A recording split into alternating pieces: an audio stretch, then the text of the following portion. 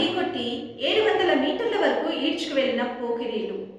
ఈ ఘటనలో సతీష్ అనే వ్యక్తికి తీవ్ర గాయాలయ్యాయి. బాధితుడిని హాస్పిటల్కి తరలించారు. కారు సైరన్ మోగించుకుంటూ వెళ్తూ రోడ్డుపై హంగామా చేశారు పోకిరీలు.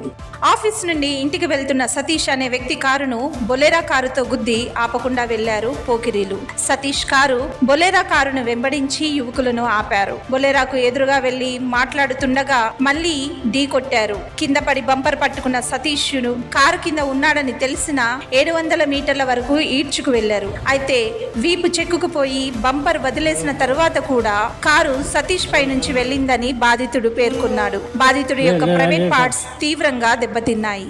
కాలు పూర్తిగా విరిగిపోయింది. బాధితుడిని హాస్పిటల్ కు తరలించారు. కారు సైరన్ ఎందుకు మోగించారు, వారేమన్నా గంజాయి మత్తులో ఉన్నారా అనేటువంటి అనుమానాలు తలెత్తుతున్నాయి. కానీ సతీష్ కుటుంబ సభ్యులు పోలీసు వారు స్పందించడంలో ఆలస్యం చేస్తున్నారని ఆవేదన వ్యక్తం చేస్తున్నారు.